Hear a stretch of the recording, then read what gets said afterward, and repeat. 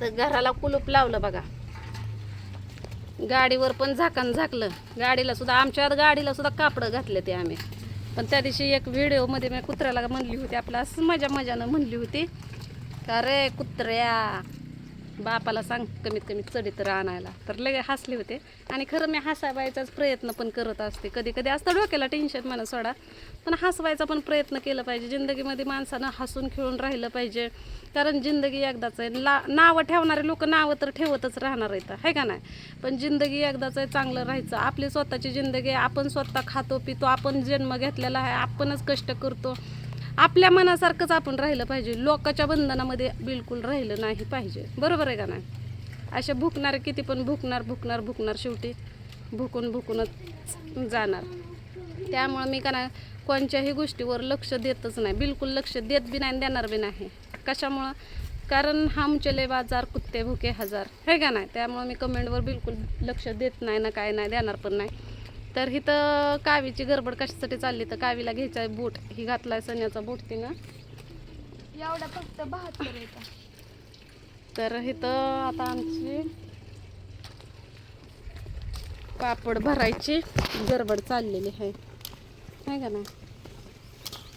हिकडलं बंद केलं की इकडं निघतंय, हिकडलं बंद केलं की तिकडं निघतंय. काय करावं, कसं जागावं आता. हे चूक कुणाचे आहे, आमचे आहे का सरकारचे आहे, कुणाचं. हा मोजून टाकायचं. किती झालं आता मला काय माहित नाही.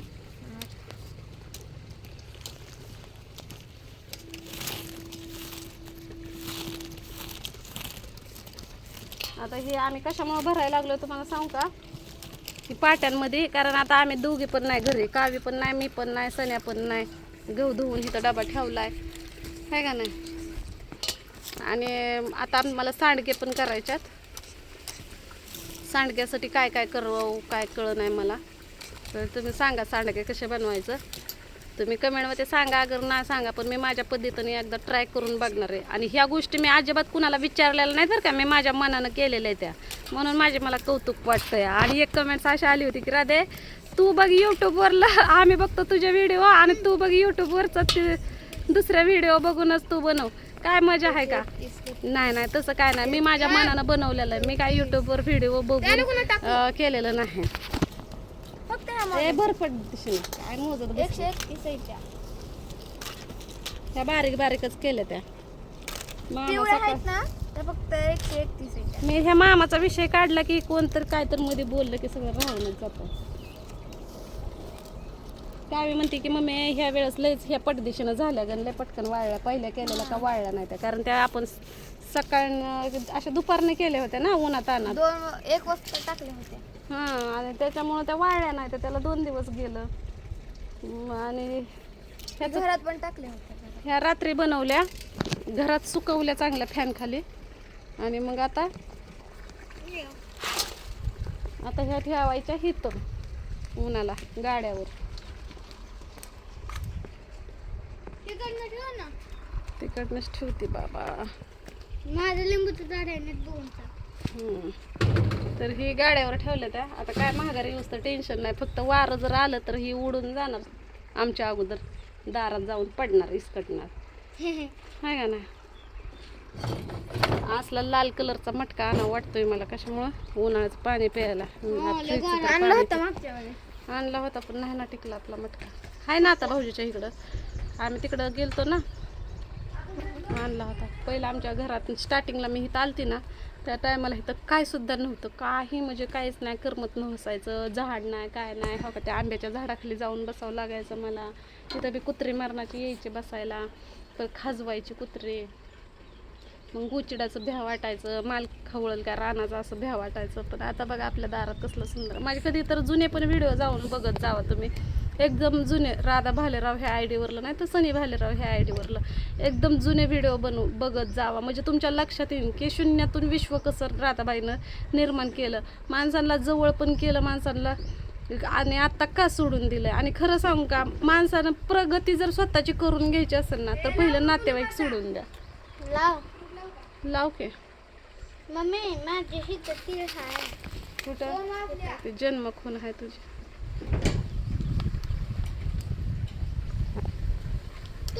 नातेवाईक सोडून द्या, परत ज्याला म्हणजे चांगले नातेवाईक नका सोडू, जे तुम्हाला तुमच्या अडचणीला पण उभा राहतात, निम्या निम्या राज्याला उभा राहतात, तशा लोकांना नका सोडू. पण जे नुसते नावापुरते आहेत, खाऊस तर गोड आहेत ना, तशा माणसांना तुम्ही जवळ करू नका, तरच तुमची सुधारणा होईल.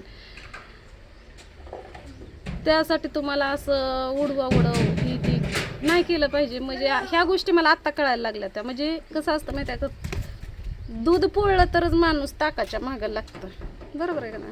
तर चला एक व्हिडिओ बनवा म्हणलं, तर आता आम्ही निघालोय बघा. तर जीवरमधनं काय काय आणणार आहे हे तुम्हाला मी सांगणारच आहे. पण आज मी माझा लुक कसा दिसतो ते सांगा. का फुलाची शोभा माझ्यामुळं वाढली का त्या फुलामुळं माझी शोभा वाढली का माझ्यामुळं फुलाची वाढली, मला काय माहीत नाही. तुम्ही सांगा तेवढं कमेंटमध्ये. काहींना माझा लय आदर्श घ्यावा असा वाटतो, तर काही जणांना मी फालतू वाटते. मला काय वाटत नाही, कारण मी कमेंट्स वाचते आणि कमेंट्स वाचल्यावर पण भरपूर असा आनंद भेटतो बरं का. मला भरपूर आनंद भेटतो.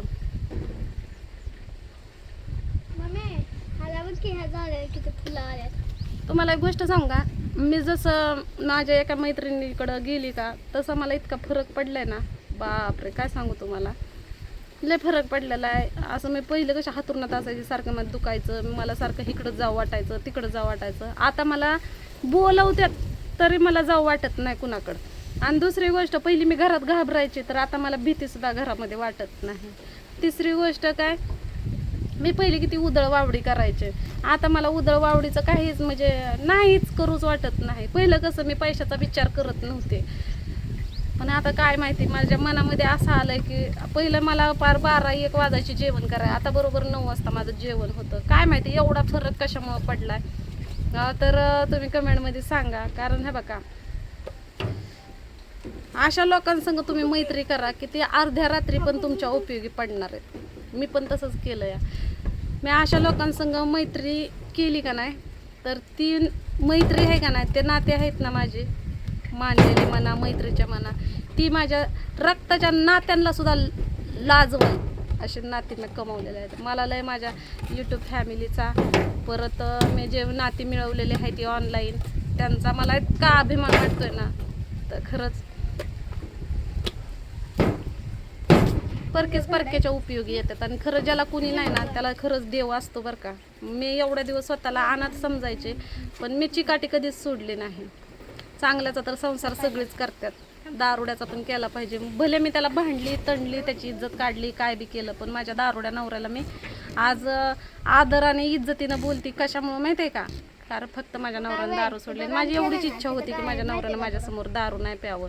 दारू प्यायलं की आपलं भांडण होईल. मग भले तिथं मला एकटीला लेकरं घेऊन राहायची वेळ आली तरी चालेल ना. आज मी माझ्या लेकरांसाठी घरदार सगळं बांधलेलं आहे, केलेलं आहे, त्यांच्यासाठी सगळ्या गोष्टी करते. पण आता वरच्यावर मला अक्कलदाड आल्यासारखंच झालं. तर चला आता या लेकरांची वळवळ चालली, आम्हाला जायचंय जीवरला. तर चला, व्हिडिओ इथं संपला, भेटू पुढल्या व्हिडिओमध्ये. काय वे तेवढा कागद गुंडाळून पाठी खाली ठेवू, नाहीतर त्या 100 टाक राहू दे, काय करते गेट लावून. चला.